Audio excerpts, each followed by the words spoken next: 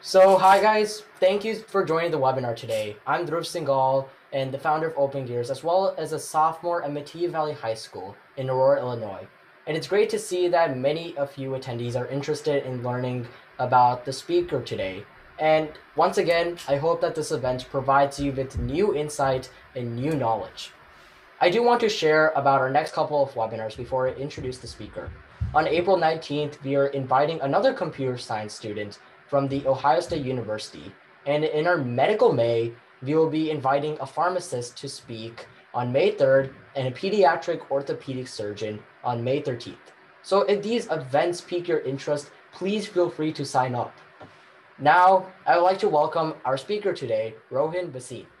Rohin graduated from Metea Valley in 2017 and completed his bachelor's and his master's degrees in computer science from the University of Illinois at Urbana-Champaign.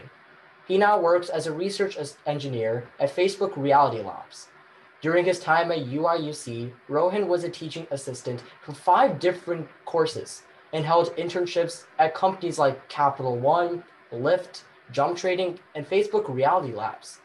Rowan is excited to share his journey and talk more about his field and work today. So I hope that you'll learn a lot about computer science and how you can pursue that field in the future. And as always, if you have any questions throughout the webinar, please don't hesitate to write them in the chat or save it for the Q&A at the end. Thank you so much, Rohin, for taking time out of your busy schedule to help inspire students to pursue your STEM career.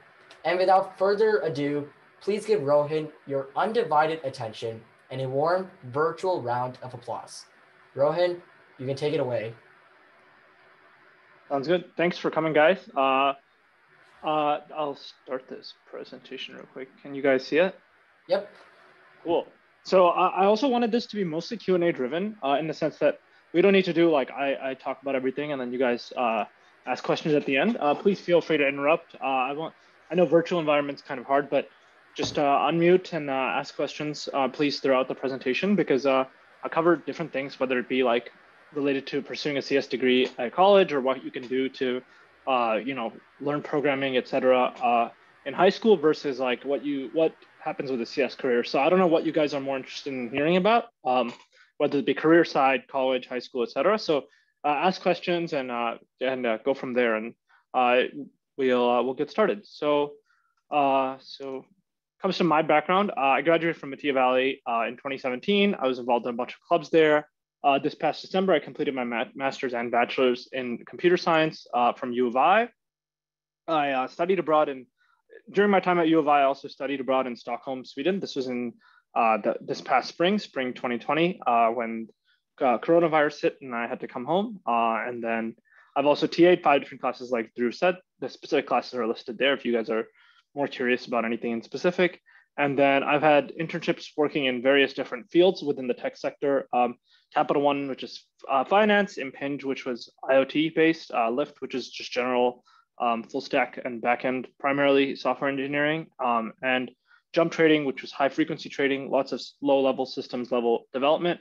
And Control Labs Facebook Reality Labs, where I most recently interned, and now I'm working at full time. So that one is more infra and machine learning related work. So anyone who's curious about like the different fields of CS and anything about these specific internships, please feel free to interject. Otherwise, I'll move on. But okay, so CS in college, there's tons of different things you can do and how pursuing it works. So there's core classes, like I mentioned here: software design, discrete math, data structures, architecture, operating system, algorithms. These are kind of the core things that every computer scientist needs to know. And in general, CS majors at most universities are not, they are very rigorous, but they are not so long to the point where, all you can do in college is CS, and that's going to take up all your time for 4 years. I would say pretty much every CS major I know has some sort of additional involvement in terms of they have plenty of space in their schedule to add classes for minors in any field that they're interested in. I see a lot of common minors include like stats, math, other sciences, and then also lots of people getting minors in very interdisciplinary fields like Spanish or Korean. And a lot of people obviously pursue internships during time in CS. So if considering you do a 4-year computer science degree, you have 3 years to pursue internships, but also there are also a lot of opportunities for part-time internships, whether those would be remote part-time internships or part-time internships at places that are on campus, near the campus where you work. So even other computer science students that would speak will tell you similar things. And then also there's opportunities for research. For people who, they've always heard the term research, they're wondering what exactly it pertains. Research is essentially what professors, PhD students, et cetera, the field of academia, what you do. Research is all about solving new and novel problems. It's usually very deeply technical work focused on one specific subject and one specific problem within that subject, et cetera.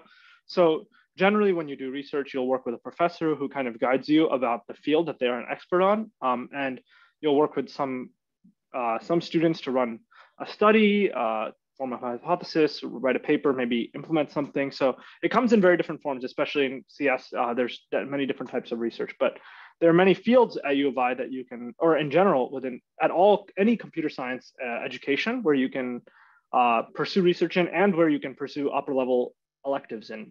After you finish your core curriculum, you can take elective classes in AI and machine learning, systems, networking, security, algorithms, et cetera, as I listed here. And of course, there are plenty of clubs that you can pursue. I bet there's like over 1,000 clubs on UIUC's campus or something. So that's just one example. But pretty much CS at most institutions will follow a very similar track to this, very similar classes. Most people end up in the same internships. When I did my internships, I met tons of people from all kinds of places: Georgia Tech, Duke, Stanford, MIT, UT Austin, University of Michigan, U of I. So I would say that, and all my conversations with them have yielded that their degrees, their curriculums are very similar, and their CS classes and the stuff they learn, the projects they do, there's going to be a lot of things in common. So it's not like different universities will have completely different programs with completely different like classes and stuff. And of course, post-college opportunities in software engineering after studying CS, you can do things like software engineering. In software engineering, you can go into working at startups, smaller companies that are doing something new.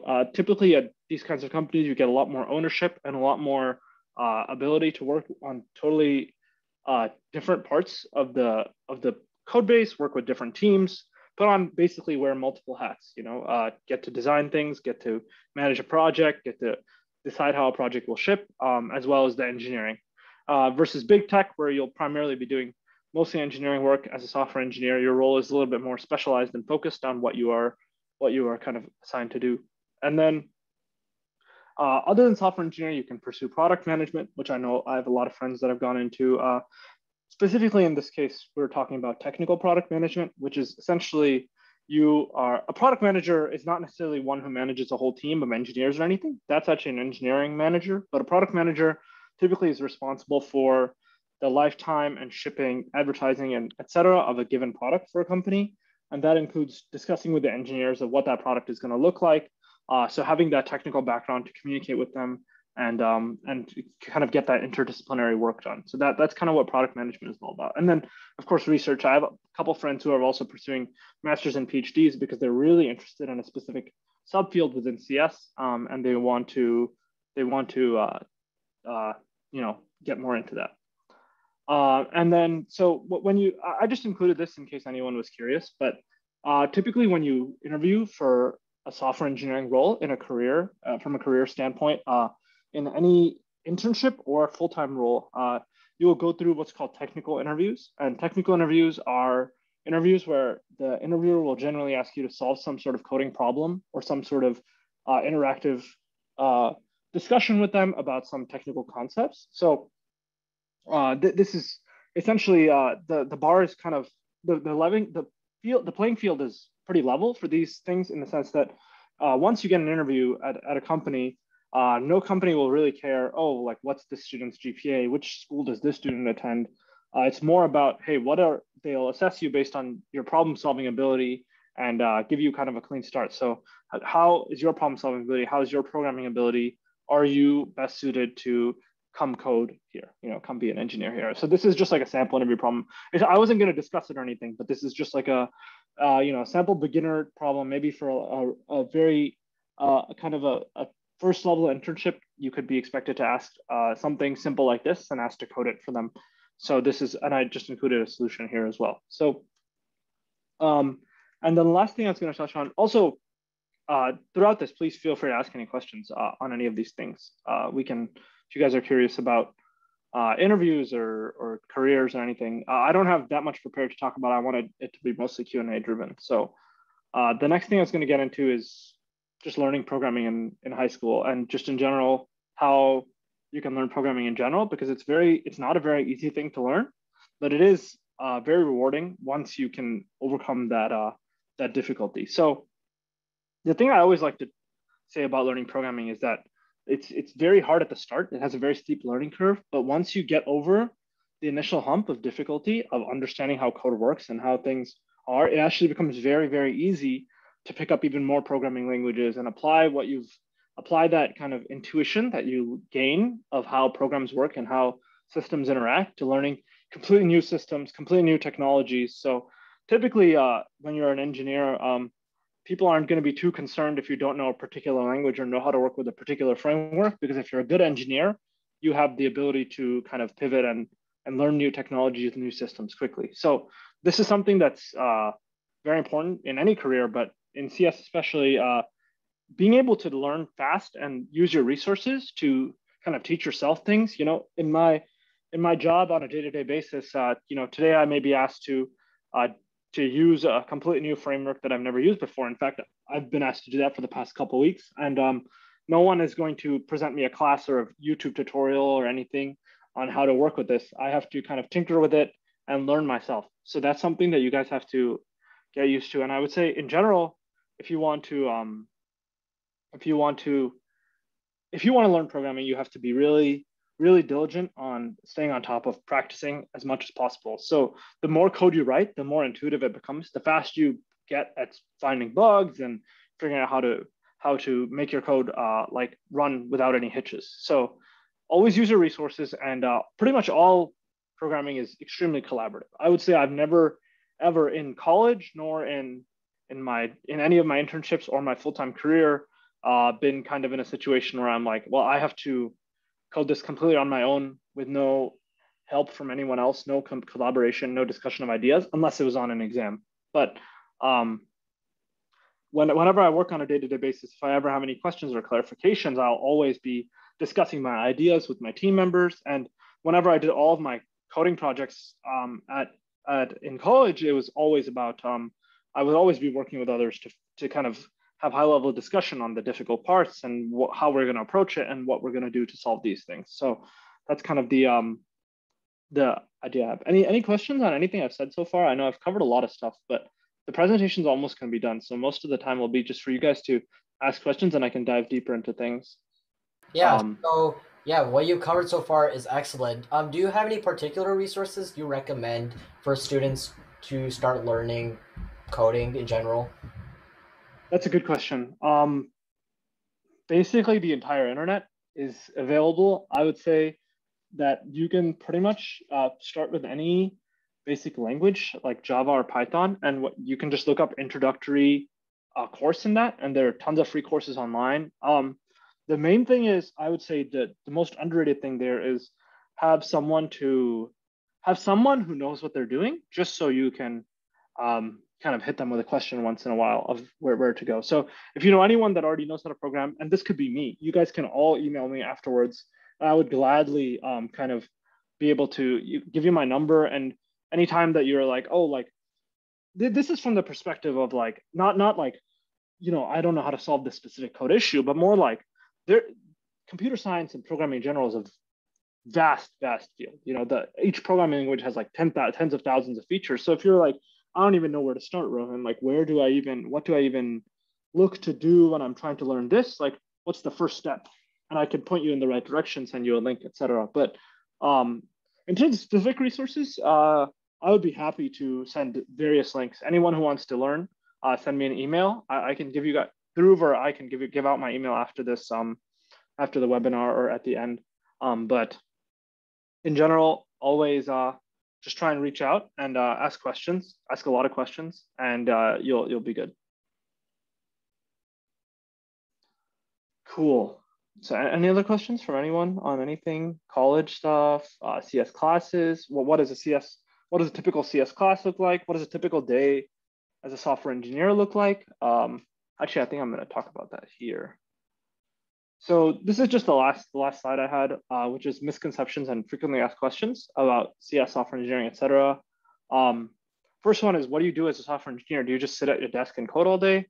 No. In fact, I would say coding is raw coding in the sense of writing a lot of code and building big projects is probably around 30 to 40% of what a software engineer does.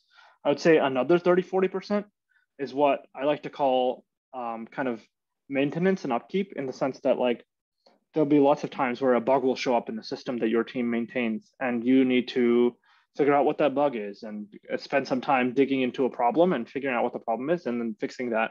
And a lot of time is spent kind of planning, designing, communicating with your team. There's a lot of communication, a lot of collaboration with team members on what should we do next? How should we design this system?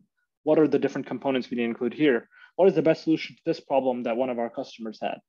And a lot of that collaboration. So that's, I guess it's like 1/3, 1/3, 1/3 with all of those three different things. Any questions about that? Not at the moment. I'm sure that people will end up having questions as we draw near the end of the presentation. Sure. Cool. And then what's it like to work at a big tech company versus startup? I've kind of had experiences in both environments. And I would say, I mentioned this before, but startups, you get a lot more ownership. You get a lot more kind of avenues to learn, in the sense that you have a lot more, you can work on many different teams. Your work may be brought in, your assistants may be brought in on something that you don't even work on a day-to-day basis because they need it and it's prioritized. A lot of fast-paced learning and a lot of collaboration with people outside of your engineering team, also with product managers, designers, CEO, CTO, etc. Versus at a big tech company, there's a lot more process and a lot more kind of locking with your team, but you learn a lot about what exactly makes software and code that you write scale to the level of billions of users. So like, even I was working at Lyft or working at Facebook, there's all the systems are designed with in mind that we're going to have like over 1 billion people using this on a day-to-day basis, like new Instagram Reels or something. And how do we make sure that all the code we write, all the things that we do related to the service will scale such that if 1 billion people use it, nothing bad will happen. No data leaks, no servers going down, etc. This third one is really important. I feel like, especially with high school students, I feel like there's a really, really common misconception that's like, I need to go to MIT or U of I or Stanford or any like really, go to the US News ranking and pick the top 10 CS schools. And I need to go to one of these places in order to call myself successful and have a good shot at starting a career in this field. I would say that might be true for some other fields. If you're like, I'm not qualified to speak on that, but I would say CS is actually the most forgiving, in the sense that there's by no means you need to attend a top university or anything, any like top CS program in order to get a job at Facebook or Google or anything, or any software engineering job. In fact, CS is the most forgiving in the sense that, like I said before, most companies, when hiring you, are going to interview you, going to assess your abilities on the spot, and they don't really care, where you went or what your specific background is, as long as you can prove yourself to them in terms of your abilities. And in terms of that, you might say, like, maybe someone at MIT will have better time in these interviews and have easier time solving these problems, and that's absolutely not true, because the resources provided by university are one thing, classes, etc. But I would say you can pretty much get the entire degree that I completed at U of I. Every single thing I learned in all those classes could be learned through some textbook or some coding project or something from the internet that I could have done myself. So the TLDR of this is, if you are truly motivated and truly passionate about computer science, it does not matter where you go. You have the resources online because it's such a unique field, and amongst peers to learn yourself and learn a lot and become a really good programmer. And any company or any career path would recognize that instantly upon speaking with you. So I would say don't stress too much if you guys are juniors, seniors. You guys might be stressed about college search, etc. Don't be. Play it by ear and just try and do the best that you can.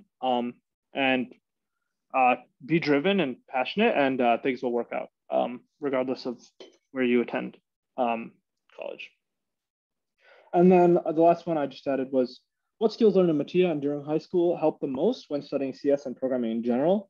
I would say, obviously, like general problem solving ability is extremely, extremely transferable to CS. I didn't even take APCS or learn anything about computer science until I was a senior at Metea. Before that, I was really involved in physics, chemistry, math, etc. And all those skills are really transferable because problem solving is kind of a very generic skill that applies to a lot of fields. So if you can get in the habit of solving difficult problems, forcing yourself to think of different ways about a problem that's really hard, look up what you need to know to figure it out, you can excel. And the other thing that I was going to reference, the skills I learned in Metea, primarily through clubs actually, is that when you're in a class, you're given homework, and the homework and the exams and stuff help you master that subject. I'd say that the skills that helped me most were from clubs that I did, where I had to teach myself a lot of the material, a lot of the difficult things in order to do well. So like, if you guys know about Science Olympiad or Math Team, a lot of the stuff that's covered in the problems that are asked in those clubs are not at all, they're not at all covered in your classes. So how do you learn them? You have to use your resources, use the internet, use your peers to master that material completely on your own, in a sense, with no teacher helping you. And that skill of being able to teach something to yourself, teach something new to yourself is extremely, extremely important. I would say in any career throughout your life, if you have the ability to kind of, given a resource, develop a strong understanding of that material, whether it be through doing practice problems and being diligent and creating a curriculum for yourself or whatever it be, that's extremely helpful, because in general, all careers, any engineering career, science career, the point is it's constantly evolving. The languages that I need to know, the technologies I need to know as a software engineer right now are going to be completely different than what I need to know 10 years from now. 10 years from now, I'll need to probably be programming a completely different language, using completely different tools. And it's not like I'm going to go to college or school in between to learn those. So I have to be able to kind of adapt and always keep teaching myself new things. So that's that's all I had prepared. So if you guys have questions, please feel free to ask. I wanted it to be Q&A driven. So Yeah, awesome. You did bring up a great point, Rohin, that if you are motivated to, browse the internet and try to find the solutions to your problems and teach yourself something, then that will make you a successful CS student. So thanks for that point, Rohin. I'd like to open up to you guys, the attendees. Do you guys have any questions as we start the Q&A portion of this webinar? So I see that we have some questions in the chat. So I haven't even opened the chat. So yeah, maybe people can also feel free to just unmute and ask questions. I feel like discussion is always good, because we should try and get as close to an in-person conversation as we can. exactly. Yep. I think you can unshare your screen that we can see the chats. Okay, sounds good. Yeah. So while doing internships, did you have a chance to work with full-time employees? And if so, how was that experience? Did anyone help you teach you when you were stuck? Oh, that's a great question. And yes, in fact, that is almost always the case. So some more beginner level internships, you may be working on a team with interns on a project. And in this case, you always have a full-time engineer working with you that's kind of as a mentor, working with you. And you can always ask them questions and they'll always help you when you're stuck. In terms of my experience, in fact, most internships after that are maybe more a little bit more like difficult to get or etc. in general, most solid internships, you will actually be embedded as an intern within a team of all full-time engineers.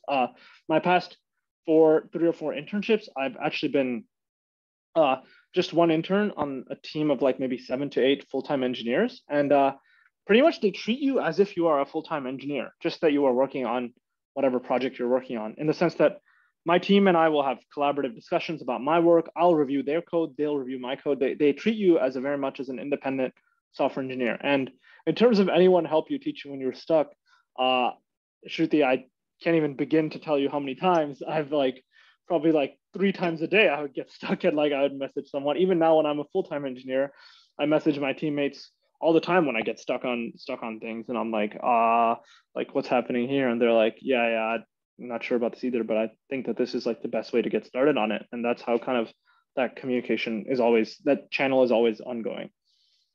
Yep, that's some great advice. So how do you recommend getting internships and research opportunities? So did you do any research or internships while you were in high school? And I know that you did some in college, but how do you recommend getting those opportunities?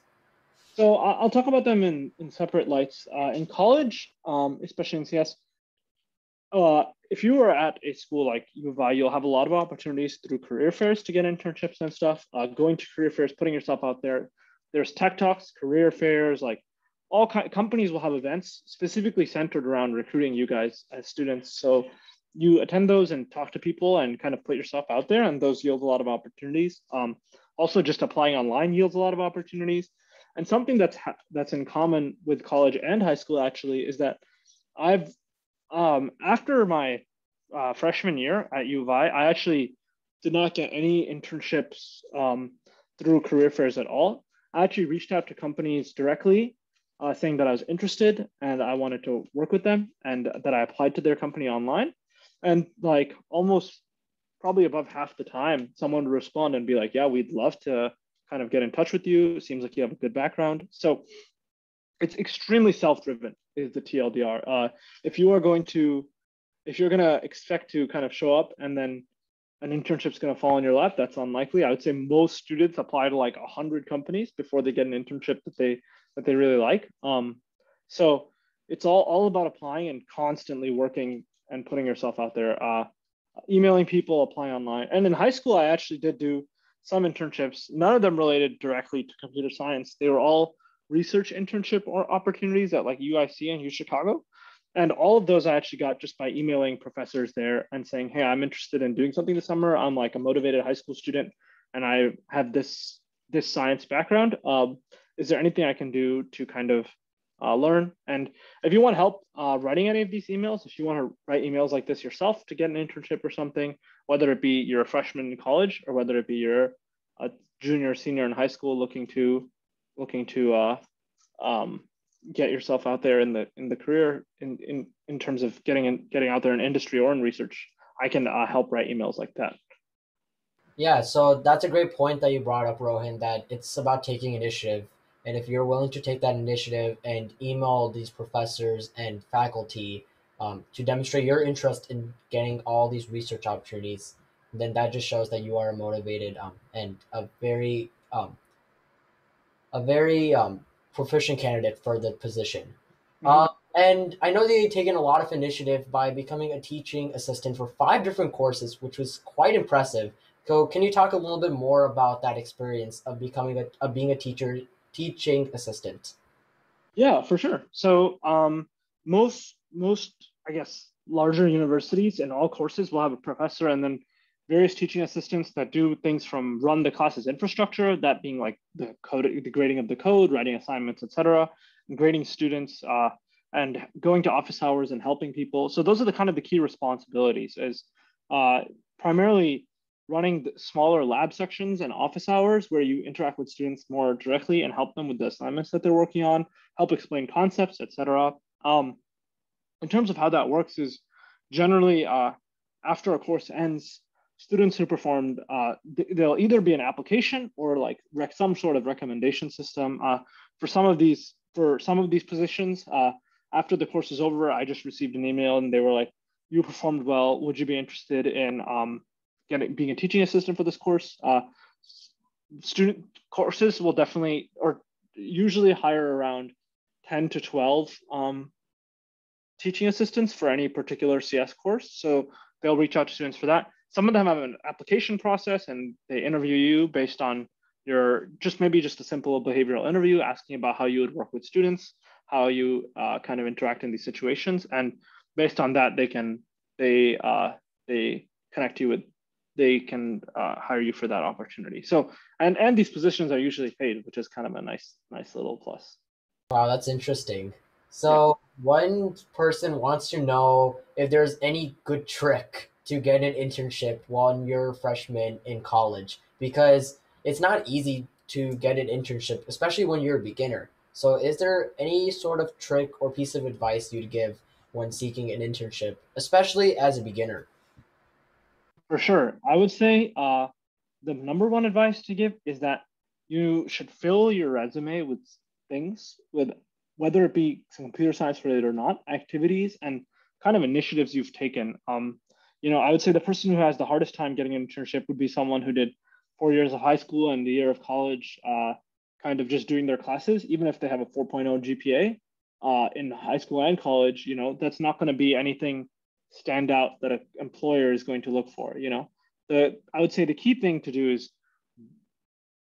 show in some way that you have learned, whether that be, hey, I went to this hackathon, we got fourth place in the hackathon. I built this project myself to learn about how to build a website. So I built this small website that like looks up the nearest Chipotle near me and tells me where to go. Like something simple like that. Like it doesn't have to be any new startup project, some new idea that's going to change the world. It just has to be something to show that, hey, I've built something myself, taken initiative, like you've been saying, Dhruv. Like the most important thing I would say for any sort of college, any careers, any of these things is if you're taking initiative and doing things on your own outside of what's asked of you, that will always yield good results. So in terms of when you're a beginner, there's no trick or formula or magic trick. You basically, when you're a freshman, you put as much stuff on your resume as you can, build projects, anything, even if it seems like it's the most bullshit like project you just threw together with some friends, like throw it on. At least it's something that you can talk about, and apply to as many places as you can. I bet I applied to like 200 places freshman year, before I ended up with something. So it's just about really, really putting in the hours, I would say. Yeah. Yep. One attendee wants to know about what your life as a freshman in college was like compared to being a senior in college. Yeah, I would say it's very, very different. Freshman year, I lived in the dorms, and it's in general, it's very exciting. I would say it's lots of like, oh wow, I go to this event, I go to this club meeting to check it out. Especially at the beginning, you're just meeting tons of people in so many different classes, clubs. You could join like a rowing club, a running club, like a badminton club, a coding. Like there's tons of technical clubs, tons of clubs within the CS department that are non-technical that plan events, etc. So for me, it was just about kind of felt like I was always out. I was never in my dorm room. I was always just going to different events or hanging out in the CS building and meeting people in the student. Like there's a lot of student work common areas where people are like just solving problems on a whiteboard and just discussing, and that kind of collaborative environment. Just talking to people, meeting people, making a lot of new friends. Some of whom I'm not even in touch with anymore. But like the point is, it was a very, very dynamic time, and of course, like having fun and going out with friends and doing stuff like that as well. Having that work hard, play hard mentality is also fine. But in general, that's kind of what it looked like. Whereas senior year, embarrassed to say, but more so like I'm have my friends and I live in an apartment and I hang out with different friends that I do, and mostly just like less so like I'm going out and going to cool events, especially because my senior year and part of my junior year was stunted by coronavirus. But um, I would say it's a lot more of just like you've kind of found your stride now. You can comfortably work on your classes without really being as stressed about them. It's more just about getting your work done and hanging out with whoever you want to hang out with, working on what you like to work. By then you'll know. By then you'll be like, okay, these are the kind of. Also, I would say that clubs in general are something that's more of something you're involved in more early in college, and as you become a senior, you're kind of more focused on maybe your job that you're starting to get into, or like finishing up your school, or research or whatever. But I would say freshman year is a time of discovery. It's a time of like, I don't know what I like yet. I don't even know if this is the major I want to do for the rest of my life. So it's all about exploring and getting out there. Whereas, your later years in college, junior and senior year, are more like, I know what I like. These are my hobbies. I'm almost an adult now. Like, I do my school, I do my hobbies, I cook food, I go do stuff with my friends, and I, keep up with whatever interests I have on the side. So yeah. Could you talk a little bit more about the classes as a freshman compared to a senior classes? Yeah. So in general, like when you are in core classes that everyone has to take, they are on average more rigorous in terms of work you have to do. So that means like weekly assignments, maybe even twice a week assignments, coding assignments, big things that you have to do every week, kind of have to stay on top of, that are usually pretty difficult, that take a lot of time to kind of work on. So I would spend many nights just like in some study room, like working with my friends until like 2 a.m. on some project that was due the next day or something, and just like kind of always dynamically moving on that. Whereas when you get to more upper level classes, they're more like, the content is obviously more advanced and more technical, more difficult, but generally these classes are smaller, and there's like just a professor, maybe 2 or 3 teaching assistants, not like the core classes where there are like, 15 teaching assistants and like a professor and like another, something like that, or even like 20 plus teaching assistants. But these upper level classes will be like, okay, we have these, like, they'll just tell you at the beginning, they'll be like, we have these 4 projects due at these different times, and like we have these 2 exams, and like they have lectures. So it's like much less handholdy, much less time to get help, but also it's more just like, these are your projects that you have to work on. If you want, like, work on them at your own pace. If you end up leaving it all to the last day, you'll probably end up being screwed. But it's like, it's less about like, less about, it's less just like larger projects that you are more spaced out, and more larger assignments that are more spaced out. So overall, less work on a day-to-day basis for sure, less stress on a day-to-day basis. Freshman year, and like 4, if you take a rigorous schedule, you're in like 4 difficult core classes, and each of them have like 1 to 2 assignments every week. Basically, each day of the week, you're like, okay, I have to do this now, I have to do this now, I have to do this now, then I have this club thing, etc. So it's there's a lot going on. But nowadays, when I was in like my last couple of years of college, it's like, okay, I have this assignment due next week. It'll probably take me like this many hours of work. I got to get into that. And there are usually a lot more like partner and group projects too, when you get to those upper level classes, where when you're in the core classes, they're mostly individual. So thanks for the insight. So one of your most interesting accomplishments was that you did your bachelor's and your master's in just 3 years. And I know that the typical standard is for a bachelor's degree, you take 4 years, and for master's degrees, you take at least 2 years. So how are you able to do all of this computer science work in just 3 years and gain a bachelor's and a master's degree? Yeah, so it was kind of a special case in the sense that so the program I did is actually a program at U of I that is called the BS MCS program, and that program is a 4+1 program. So it's meant to be, you do your 4 years of bachelor's, and then you share some of your upper level classes you take in your bachelor's with your master's, and you do a master's in 1 year in addition to that. So, so that's a program that you can do and you apply to.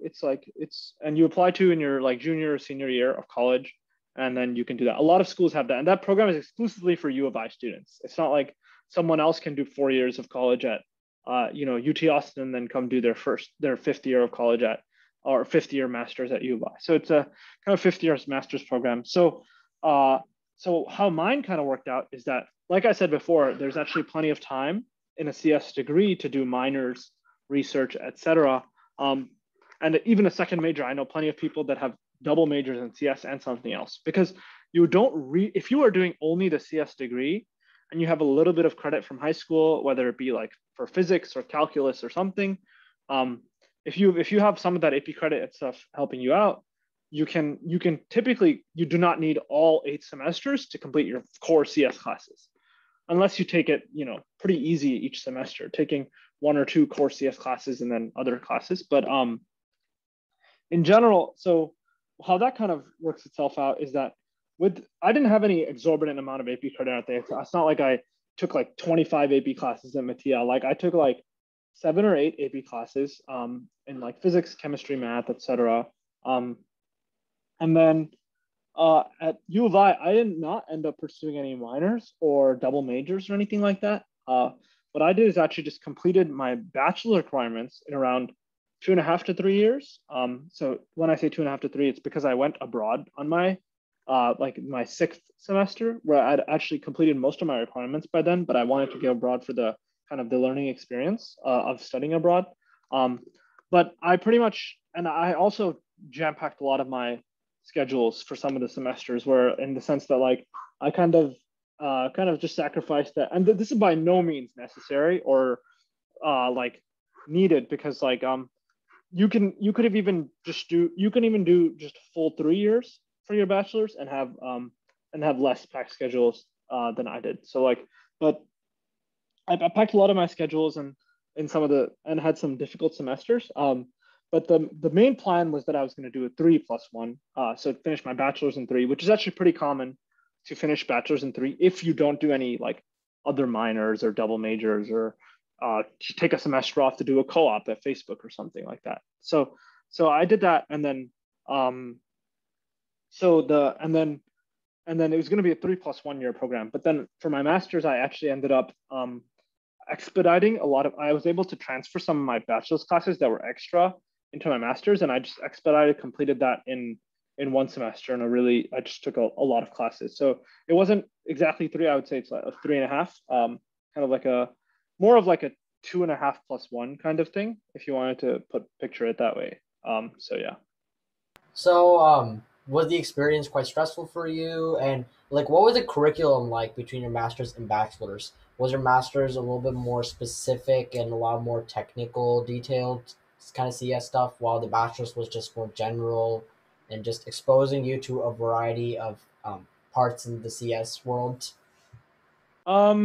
Yeah, so I guess that's a good question. So in terms of stress, this varies person to person, but I generally don't get like too stressed, right? Because I always think about the worst case outcome. And like I said before, most companies or no one will ever really ask you for your GPA unless you're like applying to a PhD program, right? So like no company has ever no company has. I literally know people that I've interned with that I was talking to them in the internship. I was like, oh, like, how's school? He's like, and someone's like, yeah, I have like a 2.3 GPA in my at like Berkeley or something, and they're like, yeah, because like they're just like, I like to learn and code, and I just like don't really prioritize school personally. Like, and they were still interning at like they had star-studded internships, Google and like Facebook, etc., without any impact from their classes. So like from that perspective, I was never really like,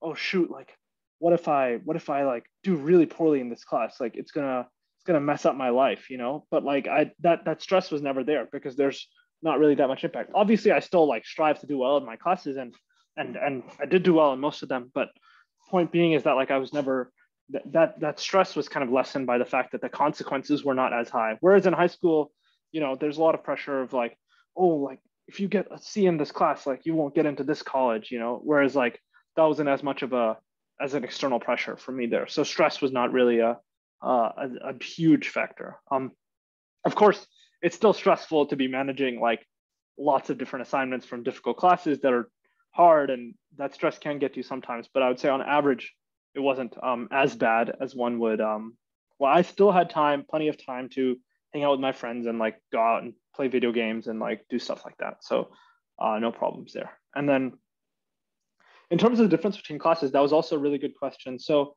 I would say the master's classes. So I guess there are kind of 3 sections to kind of break it up into is like basically core classes, and then like bachelor's elective classes, and then master's elective classes.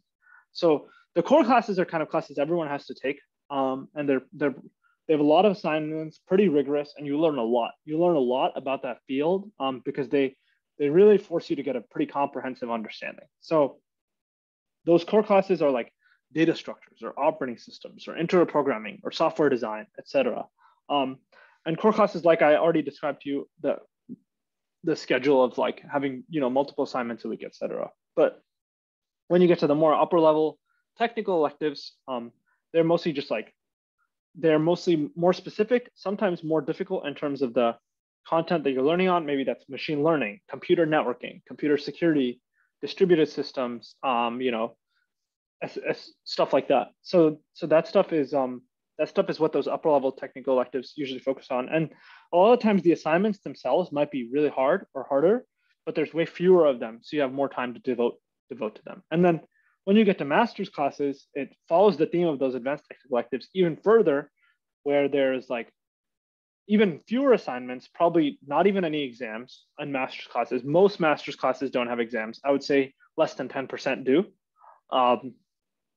And they're very research centered. So most of them will have a final research project where you and maybe a partner or a group have to take some initiative to pursue some sort of research project in that field, guided by the professor, et cetera, to kind of basically get familiarity with doing research in that field. Because the point of the master's is like, you get familiar with doing research in that field. And then, if you want to pursue research in that further for your thesis or something like that, then you can do that. Right. So one student wants to know your thoughts on what a good minor to complement a CS major would be. Like, what do you recommend a good minor to complement a CS major? I don't think there's any good. I think the point of a minor is just like there's no comp. No one even knows. No one will even like know that you got a minor. Honestly, if you could just like, no one will ever like I could just throw on my resume that I got a minor. No one would question it or ask anything. The point of a minor is not to complement something or to set yourself up for a career better. The point of a minor is like, hey, I'm interested in this additional thing, just out of my own interest in whatever sense. That's in addition to my current major. So I want to kind of get a little bit of exposure to that. So that could be anything. You could just do a minor in like English literature. You could do a minor in like architecture, etc. So like it's literally anything that you want. It's all out of interest.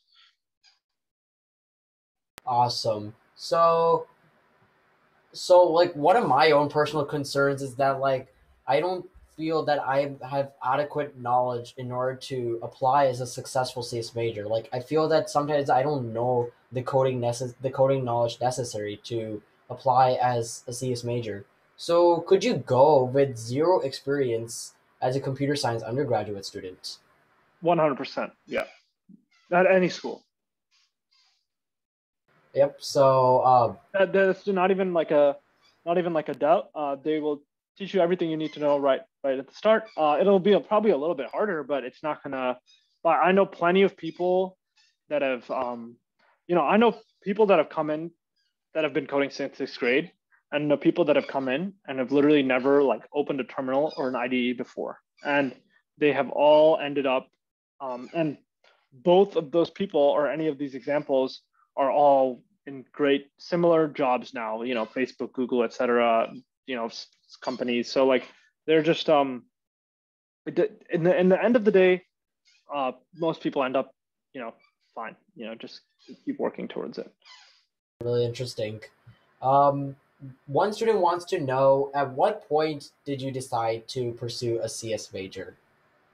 Yeah, so I was really interested in pursuing chemical engineering for the most part, and then senior year I took APCS and I applied to U of I for CS, and through APCS I really enjoyed it, and I started just doing stuff on my own also, etc. Like not like I was doing anything wild, learning completely different things that you learn in APCS. Like I wasn't building a website while I was in APCS, but I was just like taking the same Java projects that we made in those classes and like making some of my own and just tinkering with it. And I was like, this is really fun.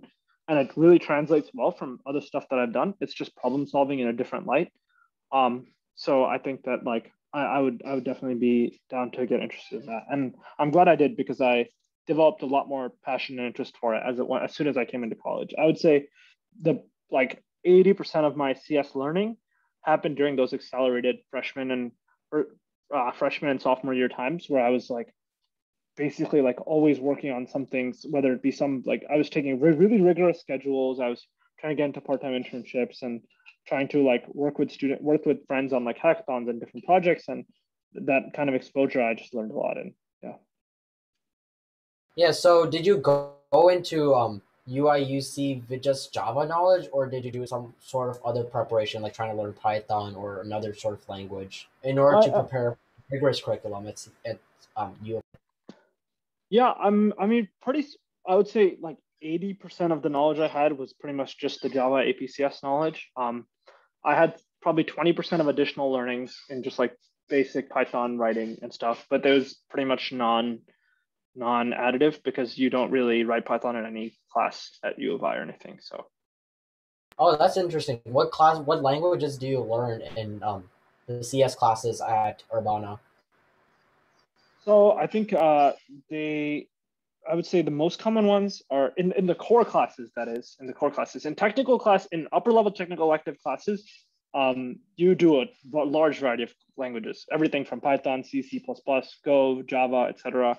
All depends on the class because some machine learning classes they're pretty much just Python oriented. They're not trying to do anything fancy, any fancy applications. But in the core classes, I pretty much just wrote Java, C++, and C.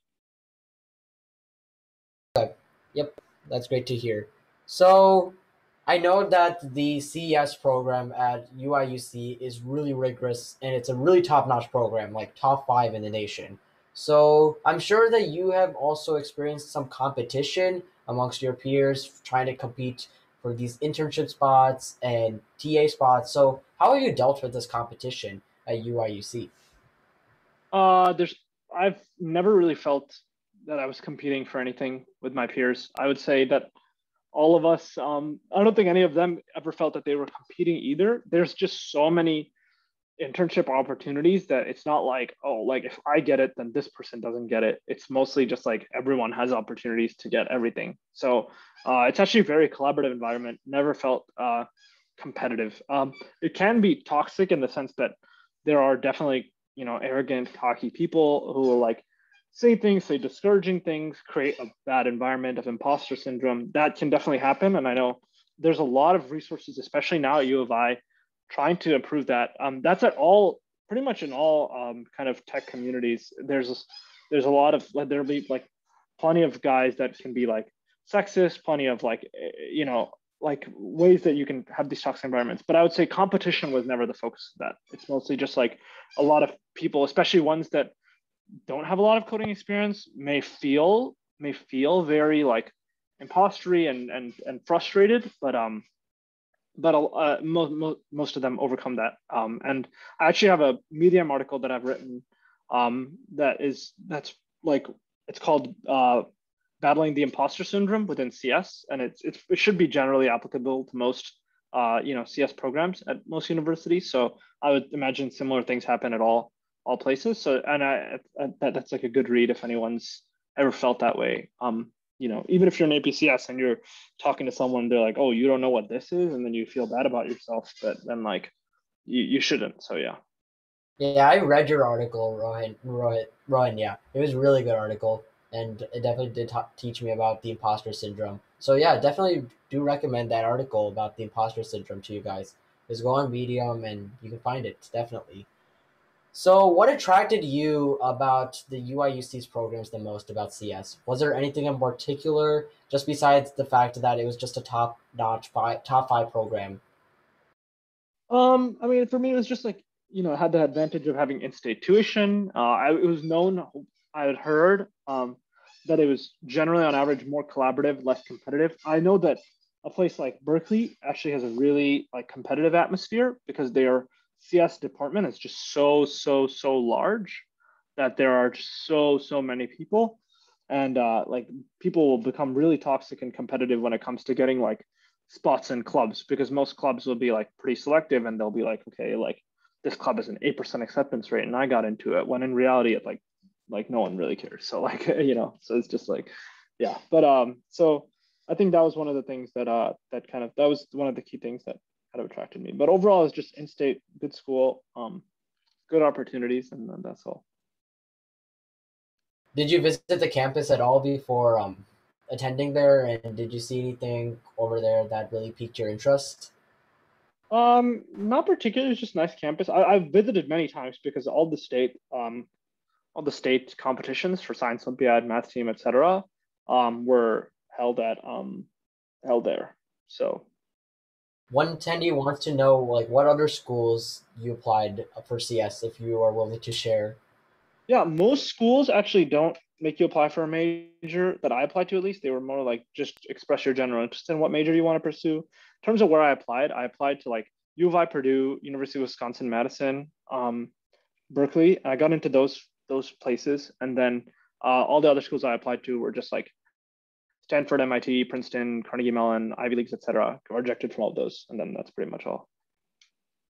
Interesting. So you said that a lot of these colleges they don't have you apply to a specific major, right? So is it are you Yeah. applying to a school like an engineering school? If you apply to like Stanford or MIT or any of these Ivy League schools, they're all you get into the school, not get into a major, and you declare your major sophomore year or something like that. So it's pretty much like they don't want you to be locked into pursuing one thing when you're just out of high school. But then like schools like U of I and then schools like I don't know, like UMich, et cetera, ones that were like, they need to have that distinction because their, CS program may be much more competitive than getting into a different program at that same university. That's when you really have to apply that. But I didn't apply to many, I didn't apply to a ton of schools. Like some people have the strategy where they apply to like, a lot of these places. My mindset was like, once I'd gotten into U of I was like, I don't think I would go to any of these other schools over U of I. So I don't really just want to like, even if I do get into all of them, I don't really like want to waste my time applying to them. So I just applied to other places that were more competitive. And then, yeah. So what is one advice you want to give to the young kids, especially those who want to pursue computer science? Like it could be related to either studies or just life learning to keep their balance in life. Like what is your like main piece of advice for students? If you could just reiterate that. Yeah. I mean, I think I said it before, but essentially, just like take initiative and be driven. Like those two things will net you success in literally anything. So like what that means is like, after school, you finish your homework, like your homework shouldn't take you all the time. Even just like club work is whatever, but like you're working on a club, whatever, anything you do, if you're working on a club, try and take initiative on it. Try and become a leader within that club. Try and kind of push yourself to do things. And beyond that, outside of clubs, outside of school, everything, um, you know, you guys and including myself, we have all grown up with opportunities that the generation before us was definitely lacking in the sense that the generation before us, if they wanted to learn something completely new, completely different, let's say I was like, I'm interested in neuroscience or something, right? Like I would have to go to the library, like rent a book on that, etc.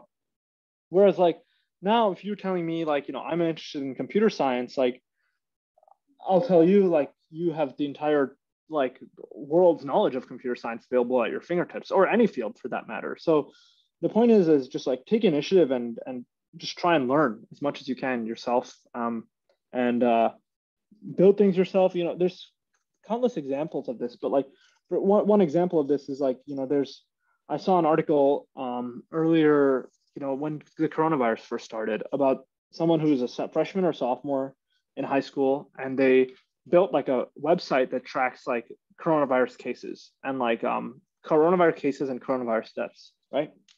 And then that website ended up getting like a ton of hits. People were using it as their primary website to look this information. Because back then, like I don't know about you guys, but I would like look at that every day just to be curious about what the cases were doing and what they're looking like in the world, in our country, et cetera. And like that 14, 15-year-old got offered like $1 million from some companies to put ads on his website. And the craziest thing about that is what I was telling some people is that like there's like any software engineer that building that website is not inherently anything super challenging. He did not do anything that was remarkable in terms of the actual technical work that he completed there. What was remarkable is the initiative taken to do that, right? And that initiative shows a lot. So, and what I mean by that is that like any of you as a 14-year-old, after coding for a year, with the initiative and motivation, could have built a website like that. with the skills that you would have learned in just a year and gotten that kind of publicity, that kind of thing. So that simple initiative, that's not even anything. It's not like it was anything that novel. Like there were already like 10 other sites doing the same thing, but it just so happened that he was like, okay, I want to build this just for my own personal wanting to build it. And it's not anything super, super difficult that was completely out of the bounds of a 15-year-old's capability to build. So he was able to do it. And then that's all. And this even applies to like anywhere in your life, more technical things later. I have a friend in college. He was in CS and he was doing software engineering stuff. He was like, I want to learn something more. And he got really interested in quantum computing, which I don't really know that much about. And I'm sure most of you guys don't know that much about, but it's a very, very highly technical, very new academic field. And he was able to just he started learning that all by himself. He reached out to some professors to get kind of guidance on where to start learning. And he taught himself that, and now he's pursuing a PhD in that exact field and he's gotten offers from like top universities to pursue PhD in that. All started from taking initiative yourself. So, regardless of how old you are, kind of taking initiative and like learning things and just even if that's like you don't even want to learn CS, like screw CS, like learn anything like that you're interested in and take initiative there, and that'll work out well for you. That's some excellent advice, Rohin. Excellent advice. That being taking initiative and seeking problems out there and building your own projects are the keys to success. So I want to like shift gears back to your high school and ask you because you said that you took AP Computer Science when you were a senior, but you took a lot of physics and chemistry classes. I'm sure that you must have taken AP Chem or AP Physics, right? Yeah, I took both of those junior year. Yeah. So what were your thoughts on those classes? They're really good classes. I mean, yeah, I feel like they were really useful, and I also did a lot of like learning about those subjects on my own time. That was kind of when I started that whole initiative thing. I would say sophomore year is when I really started taking initiative and doing things outside of school, like learning stuff myself through textbooks or websites or Khan Academy or whatever it is. So yeah. That's some. And I would say that initiative not only helps out in general, but that initiative that I took sophomore year helped me greatly when I was in these AP classes. I struggled a lot less because I had taken a lot of that initiative and learned myself. So yeah. Yep, it all ties back to the key advice you gave. And then my final question would be like what do you enjoy the most about CS? Like what were some of the easiest and some of the hardest classes that you've taken during your time at UFI? And like what really drew your interest in CS? Um, Good question. I think in terms of what I enjoy, I would say is simply how much it's the style of learning that I enjoy the most. It's the style of that in CS, you don't necessarily learn by sitting down and reading a textbook and then applying those facts. It's about learning by doing, programming, demoing, interacting, and just like if I want to learn Python, right? I'm not going to get a Python book and read it, right? What I am going to do is I'm going to install Python, and then I'm going to just start looking up stuff and trying it, and kind of that interactive learning by doing, and the problem solving where you just like kind of play around with things, look stuff up, and like really like do stuff on your own is kind of what really attracts me about the field the most. Yeah, what were some of the easiest and hardest classes you take in your college? Um, I would say the hardest class I ever took was a highly theoretical master's algorithms class that I took the last semester I was here. That was in terms of difficulty. I'm not talking about difficulty of getting a good grade, because a lot of the really hard classes will be curved heavily. But what I mean is that like the hardest in terms of this content felt like the hardest thing that I've ever had to learn, and that was this high level algorithmic game theory class. And then yeah, and then easiest class doesn't really matter, I guess. But like I guess like some of the first classes I took in hindsight, they would be pretty easy, but like they were pretty hard when I was in them. So like I don't know how to describe that, but yeah. Like any fun class you took? You Um, thought that was fun? I took a really fun class called audio computing, which in which you like really learn to like code with sounds basically and like transform audio into interesting things, you know, like So something, some yeah, no, never mind. sorry about that. You were I saying mean, I something. wasn't really going to say much. I was just going to say just like fun things like changing your voice into a robot voice or something like that, you know, but yeah. Yep. So that was my final question. And I want to thank you once again, Rohin, for taking time out of your busy schedule to educate us more about what CS was like for you. And I know that CS is a very demanding field and it's a very competitive and very popular field. But your advice on taking initiative and trying to seek, opportunities around you are definitely great pieces that I think everyone should adhere to. So again, once again, thank you so much, Rohin, for the opportunity to speak with you. Attendees, you can definitely email Rohin. He emailed it in the chat, and I will stop recording this webinar right now.